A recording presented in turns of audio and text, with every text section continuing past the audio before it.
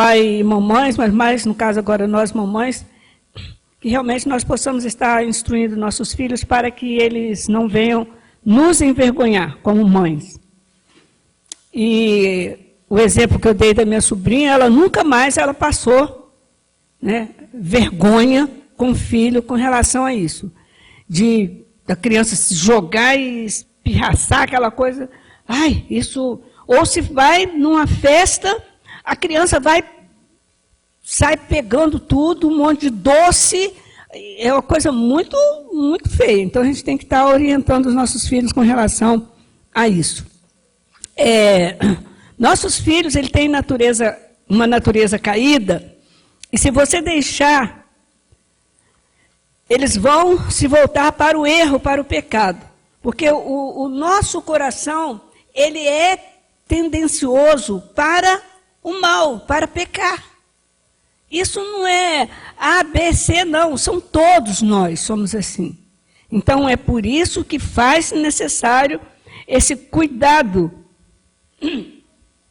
para que, no caso, eles não venham nos envergonhar e também não vão cair lá no inferno. Porque se realmente eles, no caso, não nos ouvem, aí é difícil. Excetuando se a criança tiver problema mental. Mesmo assim, ele é educável, tá? Ele é ensinável. Porque eu trabalhei já na PAI com alunos excepcionais e eles conseguem também aprender. É claro que de maneira diferenciada, mas ele consegue. E nós precisamos assim direcionar. Sem correção e sem limite, seu filho ele pode se tornar um dos 5 tipos de filhos que a Bíblia apresenta. O primeiro deles é o filho insensato. Né? O que é uma criança insensata, né? Ou a criança tola? Ela é descrita, no caso, como aquela que age sem sabedoria, sem noção nenhuma. Eu costumo falar para aluno os SNNNNN da vida. Ou seja, sem noção nenhuma. E é isso... Me perdoa, mamãe e papai, a culpa é nossa. É nós que precisamos ensiná-los. Ele age sem sabedoria, sem considerar as consequências de suas ações, ou que resiste à correção e ao ensino. Tem criança que resiste à correção e ao ensino. E aí você precisa de conversar no pé do ouvido dele, para ele poder, no caso, aprender. Ah, mas a criança é autista, é isso, é aquilo. Nós temos aqui na igreja uma criança que tem vindo, né, ele tem características autistas, né, parece que já foi diagnosticado, mas é engraçado que ele gosta de mim. Né, até a avó dele fala assim, lá aí. Ele vai e corre para poder ficar perto de você, ele gosta de ficar perto de você. E agora é perto de mim, perto do Joseildo, né, porque ele mexe muito em tecnologia, e aí... Mas ele me ouve. Ele estava fazendo um barulhozinho, eu peguei e falei assim, agora não pode fazer barulho, tem que escutar. Né? Mas ele ouve. Você precisa saber direcionar. E, no caso, o insensato, o texto de Provérbios 10:1. Vamos lá? O filho sábio dá alegria ao pai, mas o filho insensato é a tristeza à mãe. Só quem leva o pior é a mãe. É filho da mãe, é não sei o que lá, e aquele palavreado horrível. Então, mamãe, a responsabilidade pesa muito forte sobre os nossos ombros. Muito bom. E que Deus possa dar direção para nós, mamães, cuidar dos nossos filhos de forma adequada. A gente precisa entender isso. Os nossos filhos, nós temos tendências pecaminosas. E então, se deixar o filho normal, ele vai manifestar uma dessas tendências. Uma dessas tendências é ser insensato. Entendeu? O moleque topa qualquer coisa, qualquer parada, aí quando descobre, o cara está enrolado aí. Se ele dá tristeza, é vergonha, é vergonha da mãe. Então, precisa... a outra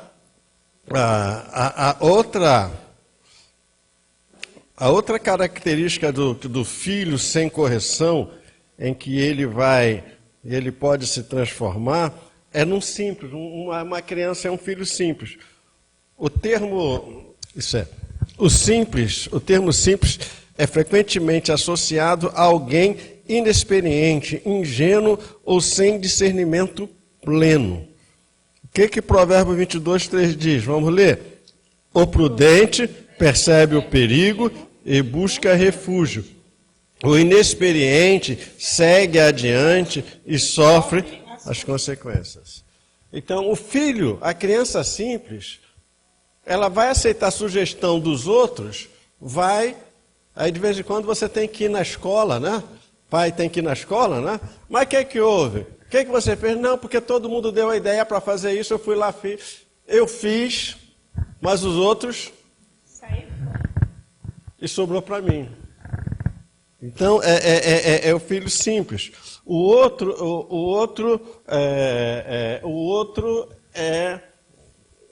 outro texto é esse, né? O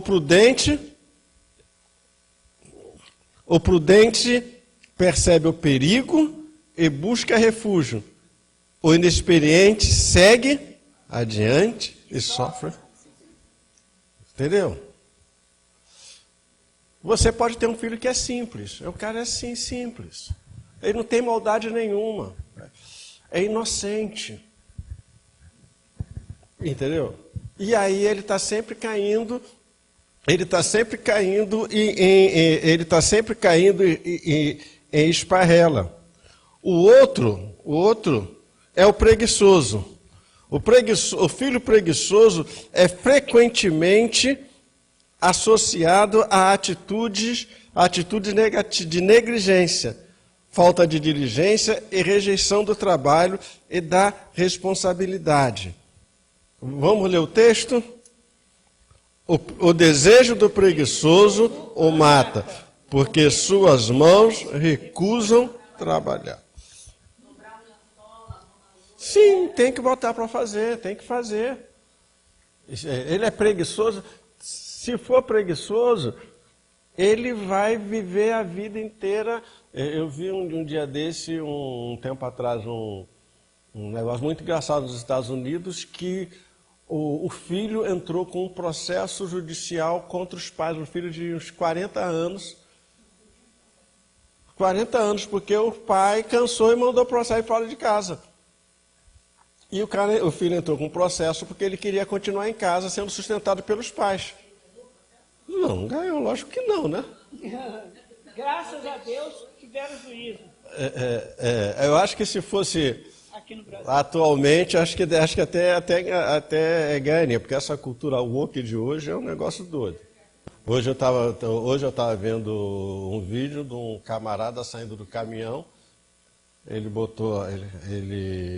é paraplégico, ele dirige caminhão, ele parou o caminhão, a cadeira estava do lado, ele desceu do caminhão e sentou na cadeira. Não tem desculpa para não trabalhar. Só o preguiçoso e alguns grupos aí que não gostam de trabalhar. Entendeu? Que não gostam de trabalhar. Sim, entendeu? Então, mas os pais, se os pais observarem os filhos com cuidado, vai perceber se ele é um preguiçoso. Vai perceber. E aí o que você tem que fazer? Tem que corrigir.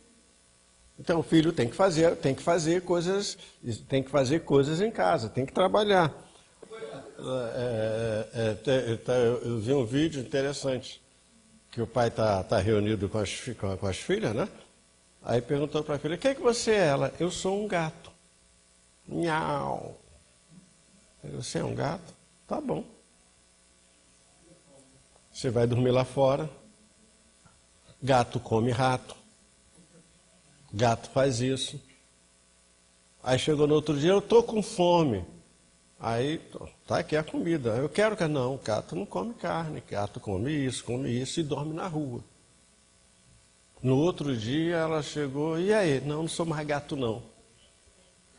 Eu não sou mais gato.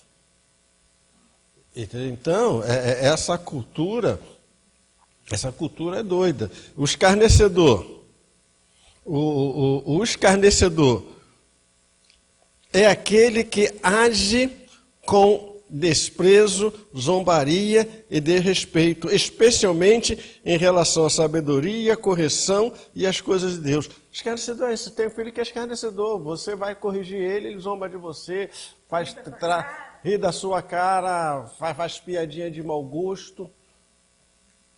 Entendeu? Os pais sabem. Só que muitas vezes deixa solto, e aí deixando a solto dá problema. O que que Provérbios vai dizer?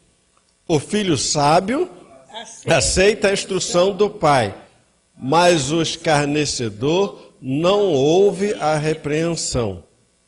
O filho sábio ouve a instrução, mas o perverso, o escarnecedor, não ouve. São tendências que todos nós temos, e que se não forem trabalhadas e disciplinadas, vai dar nisso. O outro é o perverso. O filho perverso é aquele que se desvia dos caminhos da retidão e pratica ações que vão contra os princípios de Deus. Ele é caracterizado por comportamentos malignos, desonestos e rebeldes, trazendo vergonha e dor à sua família. É meu pastor que contou uma história muito engraçada de dois filhos. Eles estavam na praia, estavam no hotel em frente à praia, eles estavam na praia. Aí o mais novinho, o filho mais novinho, estava fazendo um castelo de areia. Aí está fazendo um castelo de areia, tá, legal. O mais velho chegou e destruiu o castelo de areia. O menino chorou, tudo bem. Passou meia hora. Ele olha, o filho mais velho tá chorando. O filho mais novo, garotinho mesmo, 5, 6, 7, 8 anos por aí, ou menos, saiu da praia, atravessou a avenida, foi no hotel, pegou um porrete, voltou e deu na cabeça do irmão. Isso é perversidade. Isso é perversidade. Se deixar, ele vai ser perverso, vai ser maldoso. E então tem que cortar pela raiz. Por isso que o provérbio vai dizer que tem que usar a vara. Qual a vara que você... Sim, mas é aquele negócio. Qual? A perversidade, isso é. O camarada, isso é. Meia hora, o garoto, ele pensou o seguinte, eu vou às forras. Ele atravessa uma avenida perigosa, pega um porrete, vai no quarto, pega um porrete, atravessa a rua e pega um irmão desprevenido e dá-lhe uma porretada na cabeça. Isso é perversidade. Entendeu? Então, a gente tem que olhar, porque os nossos filhos, eles podem chegar a isso. Provérbios, vamos ler Provérbios. Provérbios, ele vai dizer, vamos ler juntos? O homem de Belial, o homem vil, anda com a perversidade na boca, pisca os olhos, faz sinais com os pés e gestos com os dedos. Em seu coração há perversidade, todo o tempo maquina o mal e semeia discórdia. Entendeu? A gente sabe, a gente sabe. Algumas coisas, né?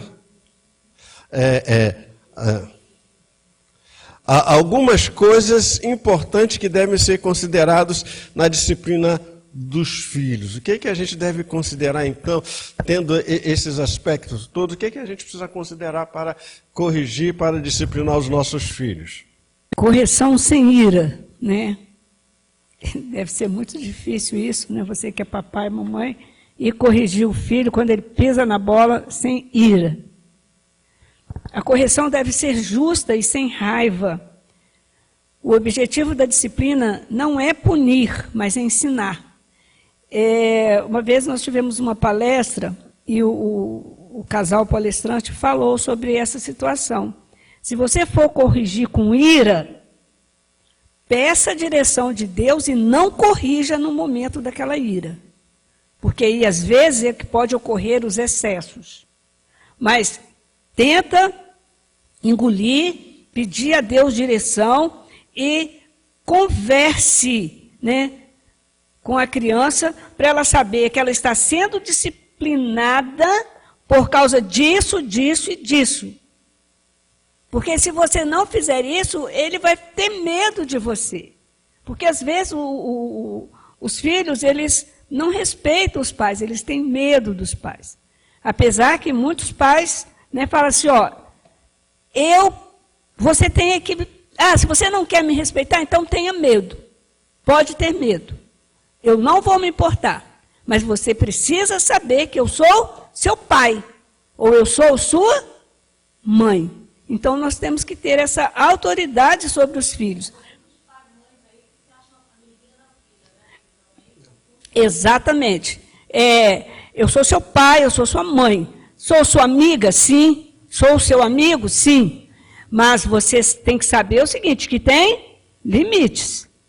Tá? E você precisa me obedecer, me respeitar. Evite exageros e procure praticar a disciplina consistente, oferecendo instruções claras e limites adequados. Meu filho, não vai. Mamãe, não vai. Aí pega, deixa e vai. Não, é não, é não. Olha só, eu tive alunos lá na escola em que eu trabalhei há muitos anos como professora e depois como diretora também, coordenadora.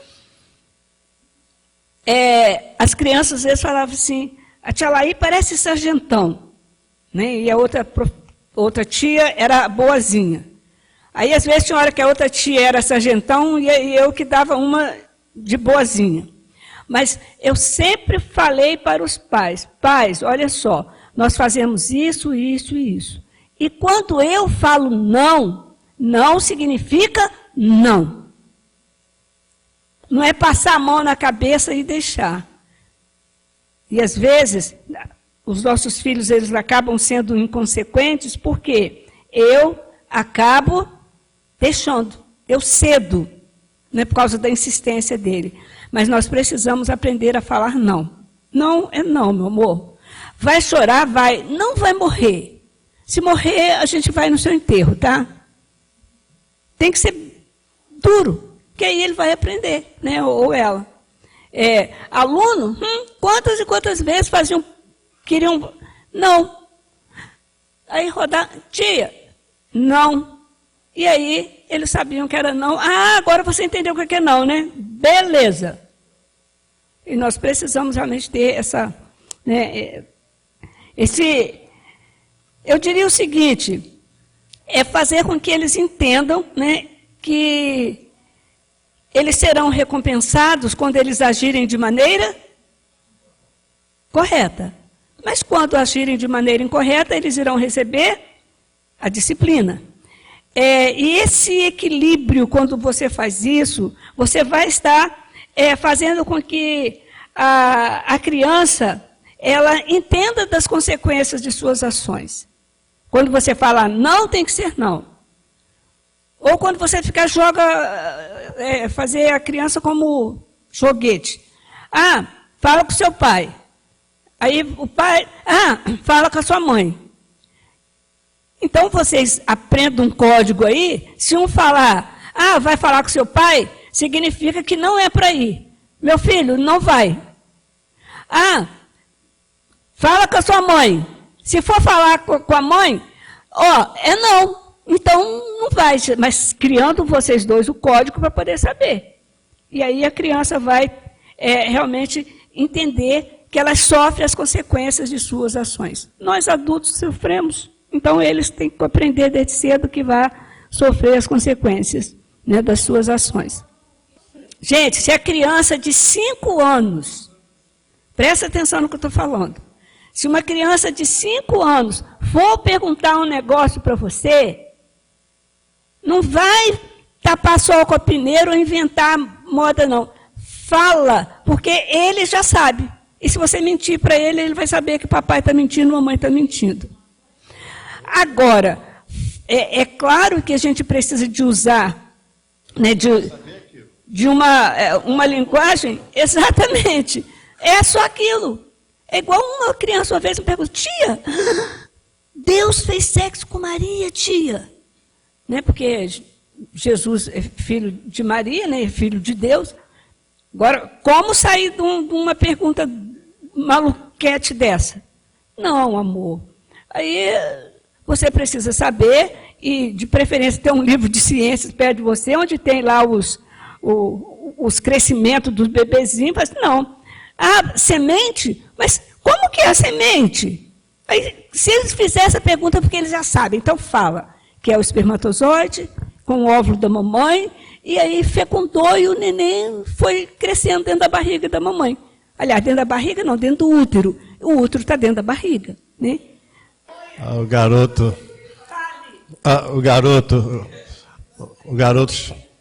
chegou para o pai e falou, pai, como é que vovó nasceu? Ah, olha, estava um dia muito bonito, e aí deu um relâmpago e a sua avó nasceu. E como é que a sua mãe nasceu? A minha mãe nasceu. Ah, uma flor se desabrochou e ela apareceu. E como é que a minha irmã nasceu? Ah, uma cegonha veio e trouxe. Ele falou, pai, eu estou vendo aqui que nessa casa ninguém nasceu de parto normal. Sabe? Ele sabe. Mas ele só quer saber, mas entende, ele só quer saber aquilo. Ele não está pedindo uma aula de sexo. Ele quer saber, como é que nasceu, de onde que sai? Sai desse lugar. Acabou. Não, porque eu saí com a sua mãe, fomos para tal lugar, e ali rolou isso, aquilo. Coisa. Ele não quer saber nada disso, sabe como é que nasceu. Só isso. Nasce desse jeito. Porque criança entende tudo literalmente. A professora estava falando de Jesus para as crianças, e aí falou que elas tinham que aceitar Jesus. E deixar Jesus entrar no coração. Mas como é que Jesus vai entrar no meu coração? Ele vai cortar meu coração para entrar? A criança entende literal. Mas ela só quer saber aquilo. Falou o que simplesmente acabou. Acabou. Essa história da criança que perguntou, né? Aí que a professora falou de Jesus e tal, que Jesus tinha que entrar no coração. Mas aí ela ficou e vai e pergunta para a mãe, mãe, como que Jesus entra no coração da gente, mãe? Porque a professora falou que Jesus tem que entrar dentro do nosso coração. Aí ela, mamãe, Jesus entra pela boca, por onde ele entra, mamãe? Aí passou, aí a mãe tentou explicar lá, mas não convenceu. Quase 2 semanas depois, ela chegou, mamãe, descobri por onde Jesus entrou no meu coração. Ela, minha filha, por onde? Era pequenininha. Entrou para o meu umbigo, mãe, ele entrou pelo meu umbigo. Quer dizer, é claro que ela não queria falar umbigo, ela falou umbigo para tal. Mas então, é complicado. Vamos lá. Então, a outra coisa, então, a outra coisa que precisa considerar é preparando os filhos para o mundo. Então, a gente tem que preparar os nossos filhos. Espera aí, deixa aqui. Não. Recompensa e consequência. Eu já adiantei.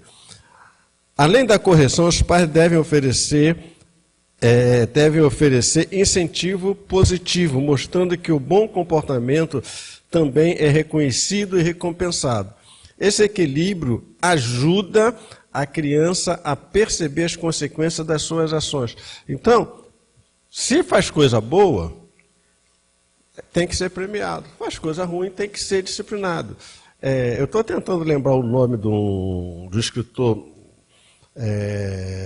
evangélico famoso, lá nos Estados Unidos, o pai dele fez o seguinte, quando ele era criança, fez o seguinte: todo livro que você lê, eu vou te dar $10, acho que era $10 por cada livro que você lê. O que vocês leram? Os 2 filhos devoraram livros. Esse se tornou um dos maiores escritores evangélicos do mundo. Por quê? Os pais incentivou. Se você lê o livro, eu vou te dar tanto. O maior problema que a gente tem hoje no Brasil é o problema de leitura. Lá ele resolveu isso. Eu te dou $10 por cada livro que você lê. Ele ganhou dinheiro, ganhou dinheiro do pai, e depois ganhou dinheiro, e você provavelmente tem pelo menos 2 livros dele na sua biblioteca. Por quê? Porque incentivo do pai. Então a gente precisa criar esses incentivos. Agora, o outro ponto é preparando os filhos para o mundo. Isso é como preparar os filhos para o mundo. Eles vão crescer, e hoje é um problema sério. Nossos filhos vão para a faculdade. E as nossas faculdades hoje é um negócio terrível. É terrível. E se a pessoa não tiver maturidade, ela se afasta mesmo. Mas o pessoal fala que é culpa da igreja. Não é culpa da igreja. É culpa dos pais. E a gente volta lá no provérbio: ensina a criança no caminho que deve andar. Então, como a gente pode fazer? Capacitando para tomar decisões éticas e espirituais. Os filhos devem aprender desde cedo a distinguir o certo do errado e a fazer escolhas com base nos princípios bíblicos, preparando-os para enfrentar os desafios e tentações do mundo. Os pais têm que mostrar isso, têm que ensinar isso. Entendeu? Eu tive um problema sério num trabalho, num trabalho meu. Eu vou mentir para agradar a e B. Porque se eu abro uma exceção... Eu lembro que eu fiz, no jornalismo, o pessoal sabia, a molecada sabia que eu era crente, sabia que eu era pastor. E uns me chamavam de Morgan Freeman. Ô, Morgan. Tinha dia que chegava na quinta-feira: Morgan, olha, amanhã vai rolar uma festão em tal lugar, vamos lá, Morgan. Mas eles sabiam que eu era pastor. Mas me chamava para farra dele. Não dá para ir, não. Minha mulher não deixa, não. A religião da minha mulher não permite. Então, a gente precisa ensinar bem claramente os nossos filhos os princípios éticos, morais, bíblicos. Entendeu? De não querer ser como todo mundo. Eu sou diferente, infelizmente sou diferente. Eu não vou ser igual, não vou fazer para agradar ninguém. Segundo, ensinando a dependência de Deus. Incentive os filhos a dependerem de Deus, orando e buscando a sabedoria em cada etapa. Isso é. Agora, como é que eu vou ensinar o meu filho a depender de Deus, a buscar o Senhor, se eu não faço isso? Se meu filho, não me vê fazendo isso. Se eu não oro com ele. Aí é aquele problema nosso presbiteriano, né? Que a gente, quando vai batizar os nossos filhos, a gente fala, né? Que a gente promete que orar com ele e orar por ele. Muito mal a gente ora por. Com, não ora. Como eu vou ensinar os meus filhos a enfrentar o mundo, a buscar a direção de Deus, se eu não dou o exemplo para eles? Não vivo essa verdade para eles.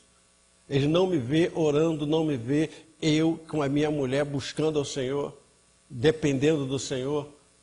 Aí eu vou querer que eles façam isso? Não. Isso é mera hipocrisia.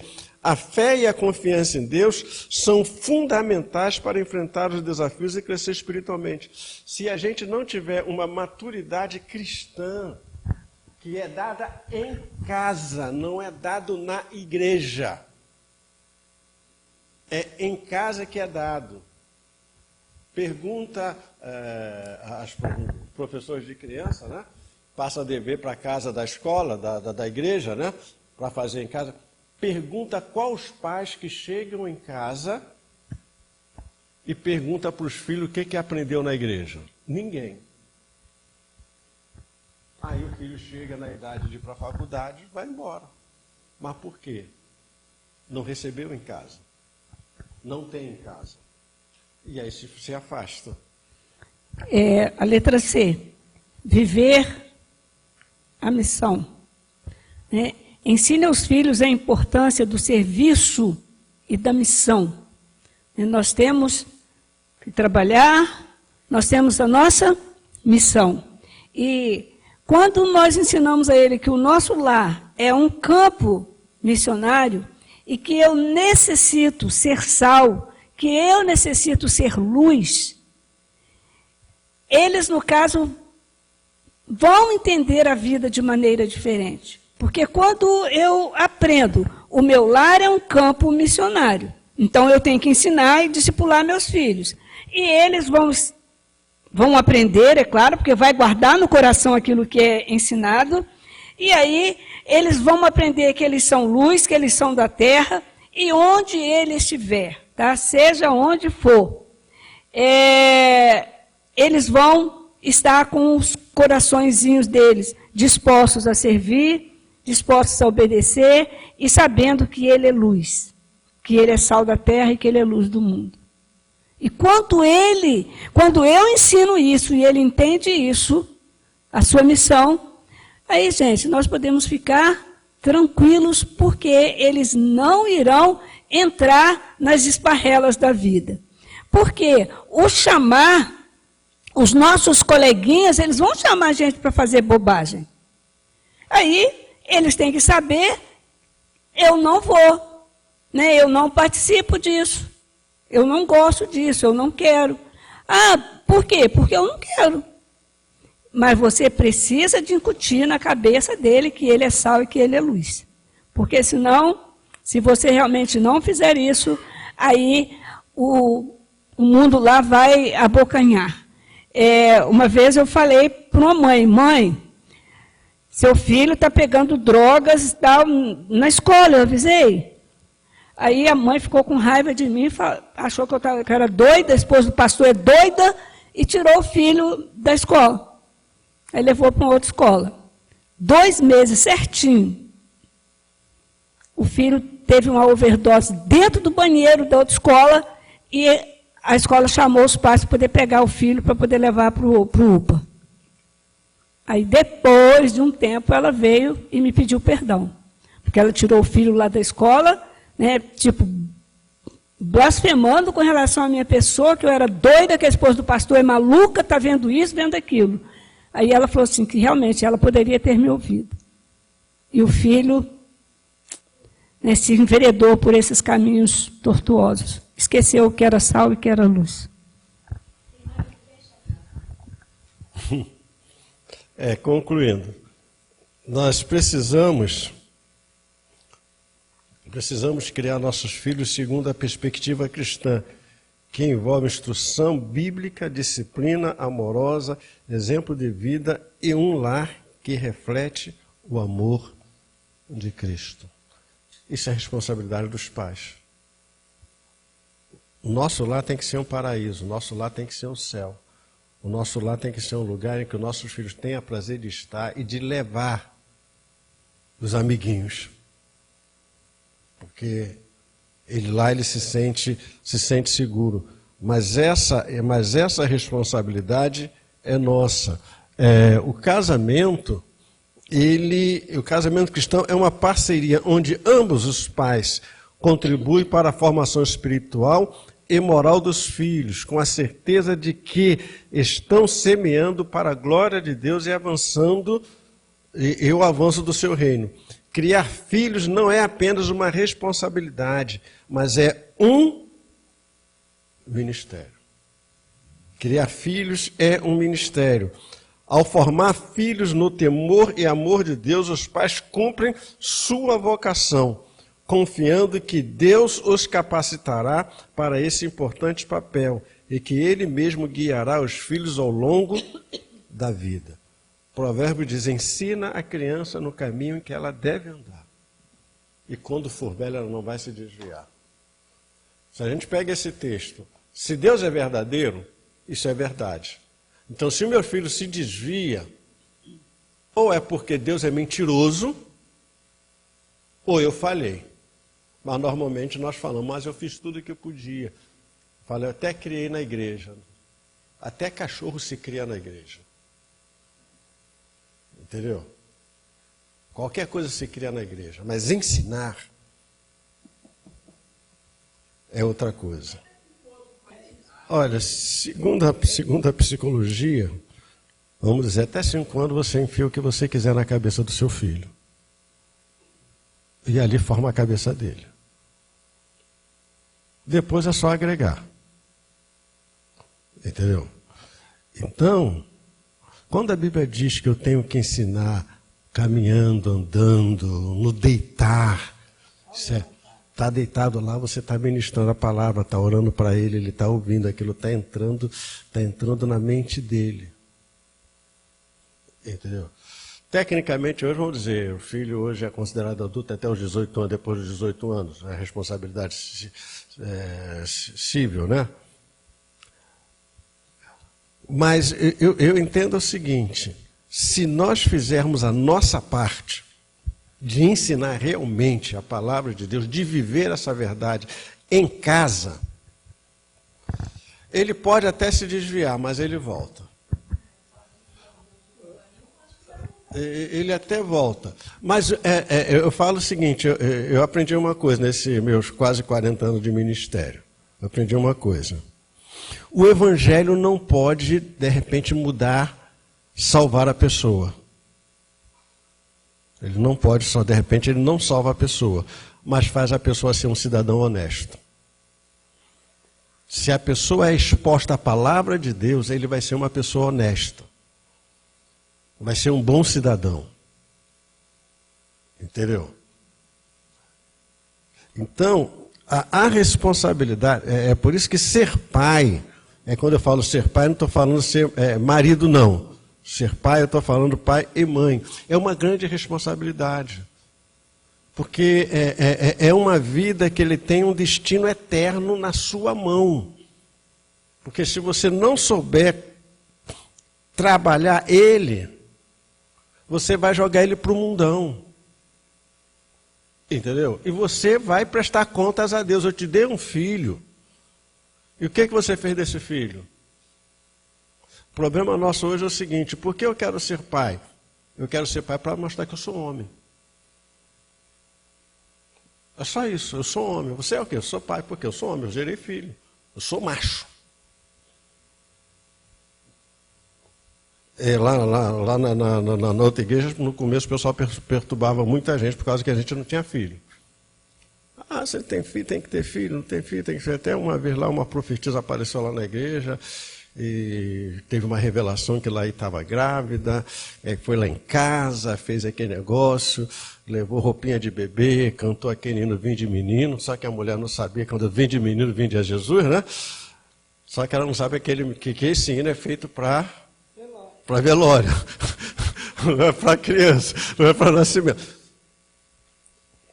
Aí um dia eu falei para a igreja, eu estava meio estourado, falei para a igreja, eu quero dizer para a igreja para vocês o seguinte,